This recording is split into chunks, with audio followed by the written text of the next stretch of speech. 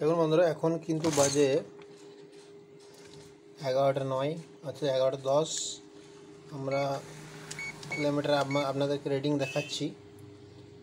আমি কালকে আপনাদেরকে 9:30টার একটা রিডিং দেখিয়েছিলাম। আজকে আমরা দুটো রিডিং দেখাবো। এখন 11:10 এবং 12টার মধ্যে কত অ্যাম্পিয়ার কারেন্ট নিচ্ছে। তো চলুন আমি দেখাই। এই হচ্ছে আমাদের সানপ্লাস প্রো ইনভার্টার। এখন দেখুন ব্যাটারি চার্জ হচ্ছে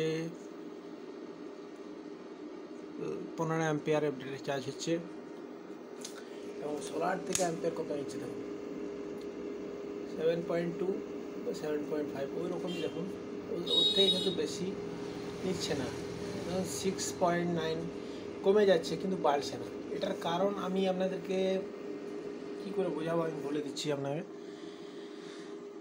চলুন আমি একটা সঠিক সহজ সরল হিসাবে আপনাদেরকে দেখাচ্ছি।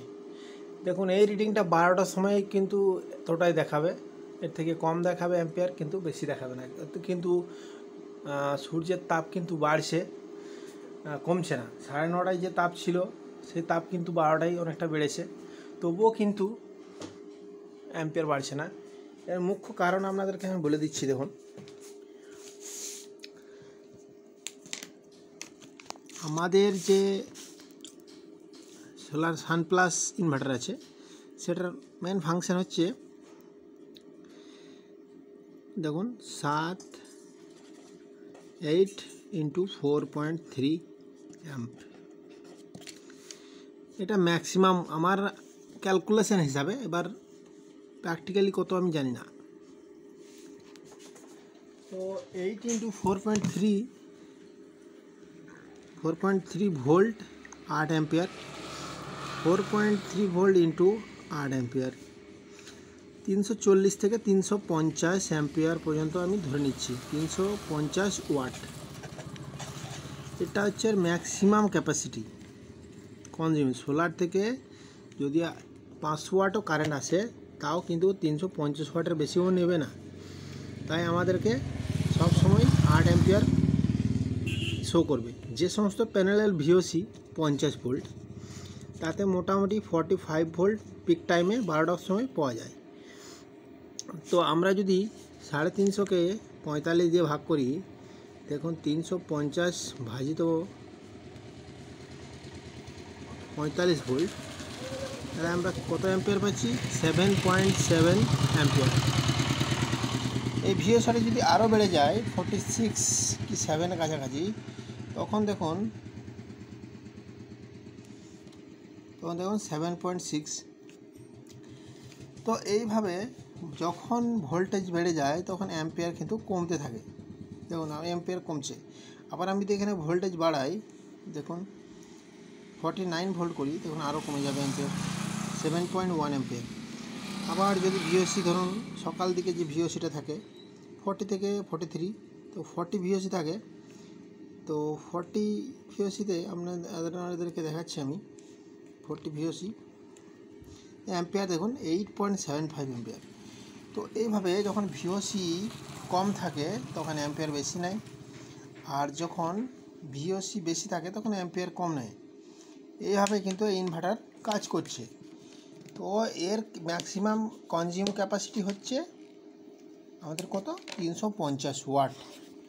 এর বেশি কিন্তু ভোল্ট কারেন্ট নেবে না। তো আপনি ম্যাক্সিমাম 400 কি 450 প্যানেল লাগালেই কাফি। কিন্তু 500 বা 540 570 ওয়াট প্যানেল যদি আপনি সানপ্লাস প্রো, এই যে ইনভার্টারটা দেখতে পাচ্ছেন ইউটিএল সানপ্লাস প্রোতে লাগান, তাহলে কিন্তু কার্যকরী হবে না, আপনার প্যানেলটাই নষ্ট হবে।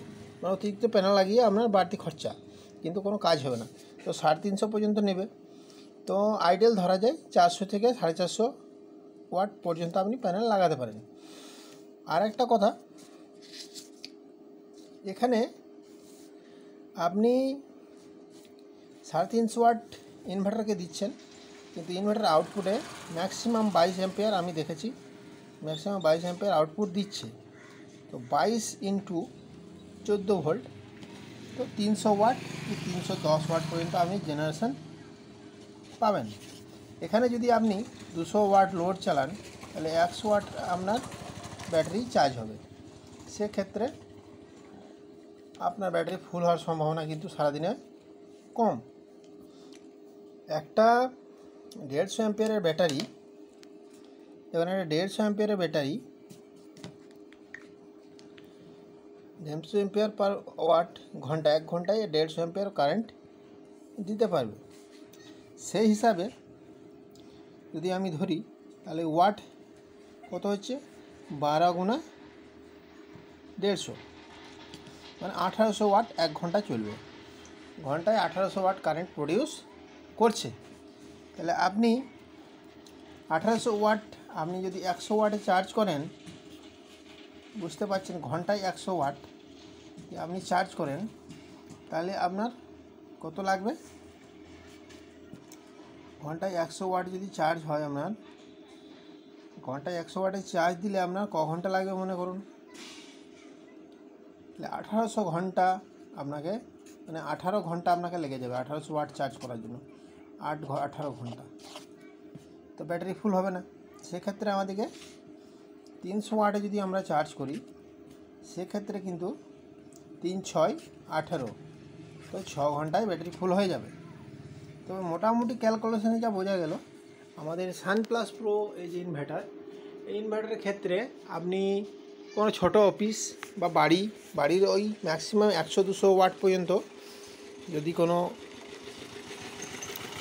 কারেন্ট নেই, বিনা কারেন্ট থাকলেও কোনো গ্রিডের কোনো প্রয়োজন নেই, 100 ওয়াট পর্যন্ত আপনি লোড চালাতেও পারেন, ব্যাটারিও চার্জ করতে পারেন, এবং রাত্রেও আপনার আরামসে ব্যাকআপ দিয়ে দেবে 100 ওয়াট যদি চালান সারাদিনে।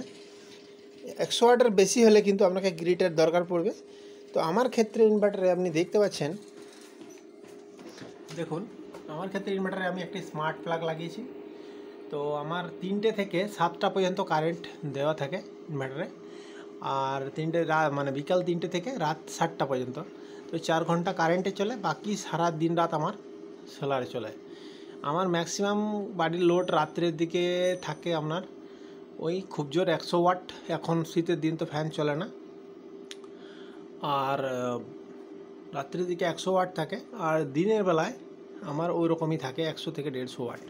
সঙ্গে ফ্রিজও চালাই কিছুক্ষণ। তো ফ্রিজ, মিক্সি, এগুলি কিন্তু ইনভার্টারে সহজেই চলে যায়, অসুবিধা হয় না, কোনো রকম অসুবিধা ছাড়াই আপনি 700-800 ওয়াট লোড আরামসে চালাতে পারবেন এই ইনভার্টারের সঙ্গে। তো এই যাদের এইরকম ক্যাপাসিটি দরকার, যাদের 300 ওয়াট ম্যাক্সিমাম লোড ক্যাপাসিটি দরকার, যাদের 100 ওয়াট বেশি প্যানেলের 100 ওয়াট বেশি লোড দরকার নেই, তারা কিন্তু এই ইনভার্টারটা নিতে পারেন। কারণ সোলার থেকে আপনি 100 ওয়াটের বেশি চালালেই ব্যাটারি ফুল হওয়ার সম্ভাবনা কম। তো আপনি সোলারে যদি চালাবেন ভাবেন, তাহলে আপনি এই ইনভার্টারটি 100 ওয়াটের বেশি যদি হয় আপনার কনজিউম, তাহলে আপনি নিন না। আর যদি আপনি ভাবেন যে নর্মালি আমি চালাবো, সোলারে চালাবো না, সেক্ষেত্রে আপনি এই ইনভার্টার নিতে পারেন। কারণ এই ইনভার্টারের watt 880 watt maximum output watt. তো আপনি ব্যাটারি এবং গ্রিডের সঙ্গে আরামসে চালাতে পারবেন, সোলার থাক বা না থাক।